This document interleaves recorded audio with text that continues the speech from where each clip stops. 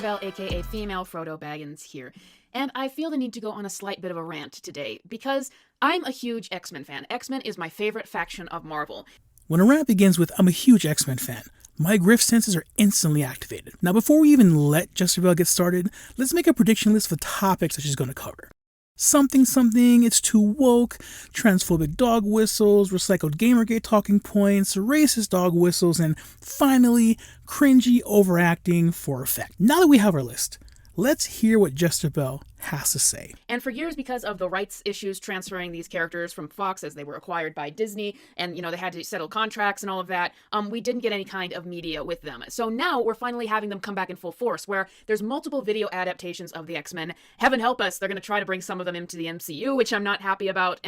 Now, maybe I'm just an old man, but which X-Men fans are upset about them coming to the MCU? I think it's widely known that X-Men fans have been advocating for our favorite mutants to finally show up so we can stop pretending like we're Inhumans fans. Now, I apologize to the tens of Inhumans fans for that stray you just caught, but I'm just trying to be real. But, obviously I have my feelings on the X-Men 97 cartoon, but on the one hand, I really like seeing these X-Men characters finally utilized again, because I've missed them, and I want to see the fandom discuss them, and I want to have other people to share these characters with, so it's not just me reading old comics that a lot of people aren't keeping up with anymore. But I really hate how the multiple ways where it's kind of a monkey's paw, like you wish to see your favorite characters used more, but them being used more in the modern day means that they're going to be more often than not used badly. Now, I need to give Jesterbell some credit. She's right. There seems to be a higher chance of your favorite characters being utilized poorly in the current entertainment landscape. Case in point, Black Adam. So there's this new Wolverine game coming out by Insomniac, and once again, Insomniac, the very first Spider-Man game they made, that was like one of the best experiences with a video game that I have ever had, period. And it came out in the most perfect time in my life. And then Spider-Man 2, the Spider-Man 2 game that they made, I never even finished playing that game. I wasn't engaged with the story, switching back so that one second I was asked to really invest in Miles Morales, the next second I'm being asked to really invest in Peter Parker. It felt like the story was moving along at a snail's pace. I did not enjoy the gameplay at all. I did not enjoy how it tried so hard to be like realistic. Most of the time I wasn't even Spider-Man. I was just walking around doing random tasks, going to school fairs, going to an amusement park, all of that. It wasn't fun. Now, I also agree that Spider-Man 1 was a near perfect game. I've platinumed the first game, including the additional trophies that came out with the remaster. Now, while I enjoyed Spider-Man 2, I'll admit, I didn't enjoy it as much as the first for various reasons. Now, while she's entitled to her opinion, I can't take her review of Spider-Man 2 seriously because she didn't bother finishing the game. From her own description of this video, it sounds like she didn't even make it 40% through Spider-Man 2. I just came to see all of the game represented in the face of Mary Jane Watson and how they intentionally uglified her,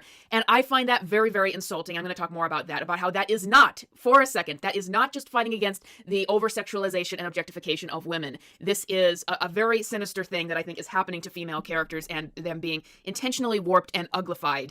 And once again, I want to be so excited. And, getting a little bit closer to the game, we hear that characters like Jean Grey or more obscure characters, like I think most people know Leech, but like Skids is a character I know from the comics. She appeared in this latest trailer. Like, imagine my disdain at seeing the changes that they are already making to this, because, once again, Spider-Man 2 got really, really warped. Sweet Baby Inc. became involved, and they made a lot of changes to make it more progressive, and we're already seeing that in the game. Now, let's not beat around the bush. Let me talk about the dumbest change that has happened in this game so far. We already see race swaps, like Callisto has been race swapped in this game, but we already see Jean Grey, because... Alright, race swap complaints aside, we gotta put some respect on Deborah Wilson's name and her body of work. I thought you folks were all for giving the jobs to the best qualified candidate regardless of race, or is that just a fluid concept that changes depending on whether it can support your agenda or not? Her reveal in this game, I gotta tell you, it's so disappointing, where Jean Grey has just been killing it with her various looks in Marvel Rivals and then Marvel Cosmic Invasion. Everywhere we see Jean Grey, she looks stunning.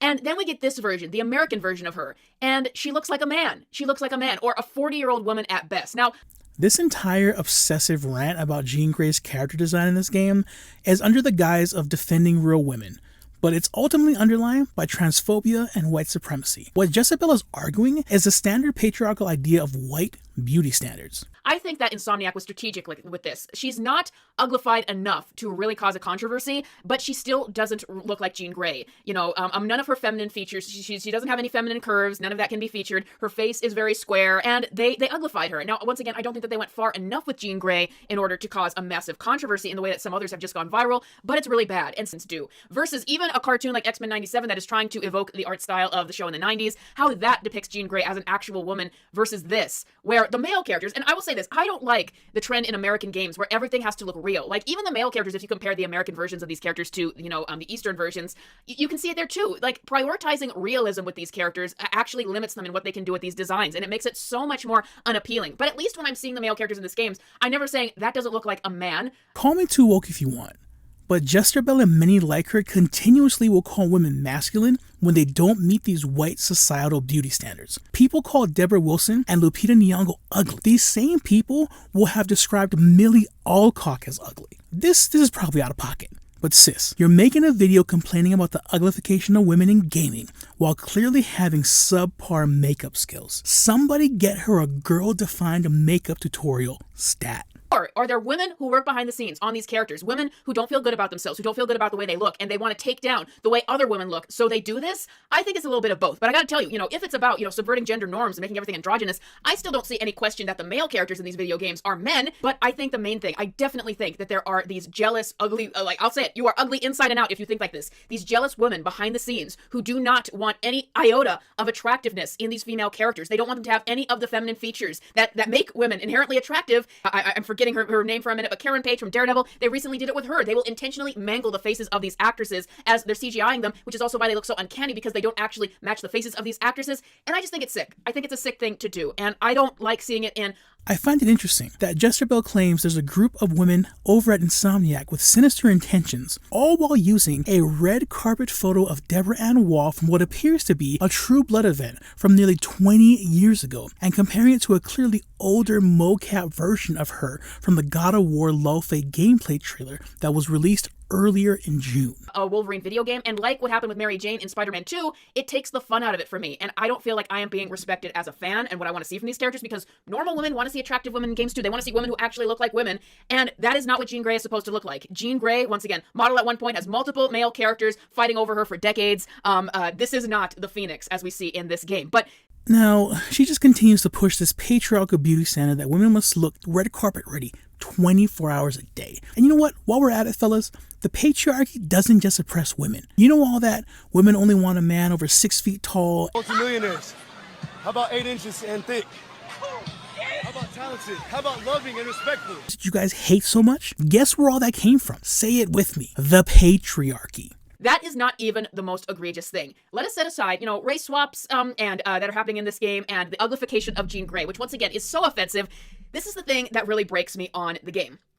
Sit down, wait till you hear this. So we got some details on the lore of this game, and we got something very confusing. We heard that for whatever reason, in this version, in the Insomniac Wolverine verse, the X-Men do not exist. The X-Men do not exist. But instead, Wolverine is a part of a team called Team X that, fights to save mutants. And I'm like, why? Is there some sort of rights issue going on here? Like, why would you get rid of the X-Men, the team that Wolverine is supposed to be a part of, the team that his solo career was spun off of in the comics? And there has been this thing for years, like, who was it? Victoria Alonso, working at Marvel, was someone who, I guess, she also took offense with the name X-Men, and she wanted it to be called the Mutants or something like that, and that's why Kevin Feige allegedly called it that for a little bit. Insomniac confirmed it. Insomniac Games creative director confirms the X-Men don't exist in Wolverine, but there will be a group of mutants called Team X. It's our own unique take on the world, and as such, we are putting it in modern times.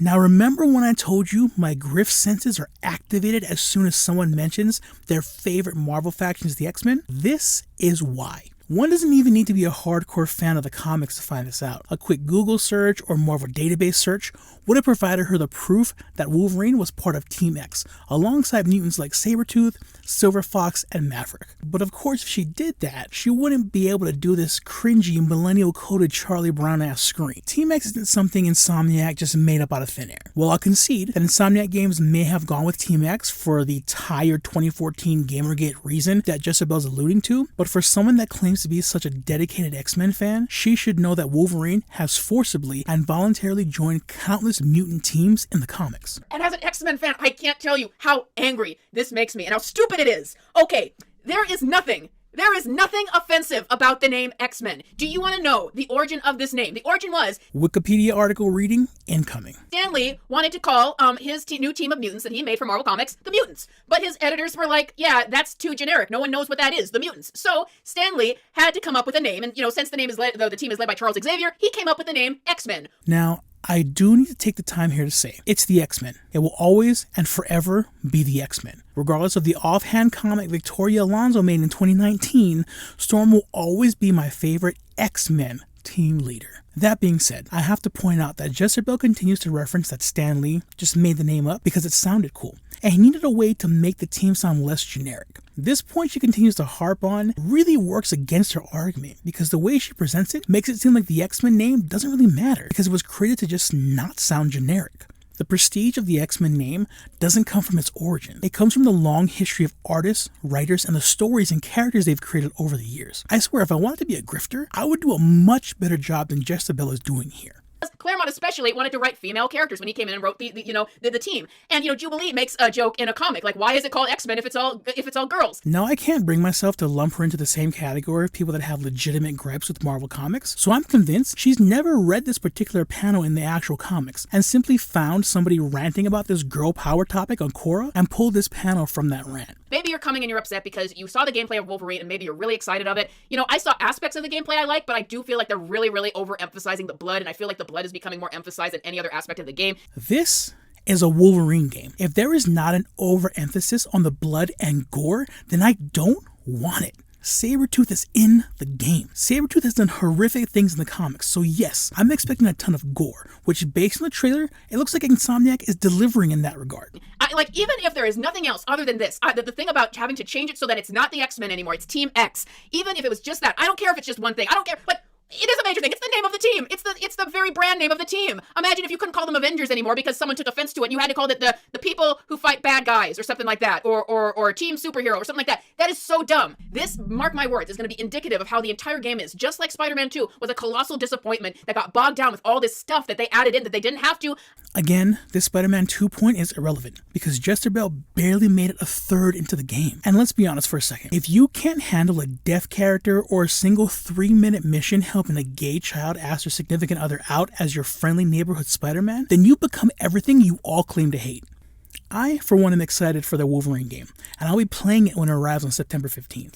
But I'll admit, there is a part of me that is slightly cautious. There is no doubt that the leaks in 2023 have affected the development of this game. Whether those effects are positive or negative remains to be seen. Feelings about Sweet Baby Inc. aside, my biggest issue with Spider-Man 2 was the roadmap that was cancelled, leaving us with no story DLC and an overall product that felt unfinished when compared to its predecessor. See, it's not that hard to come up with legitimate criticisms for a game. You just have to actually finish the game and develop your own opinion instead of repeating the same Gamergate-like talking points that have been used for the last 10 years. Now, I ultimately agree with the idea that we should use our wallets to let these gaming companies know how we feel about the games they're developing.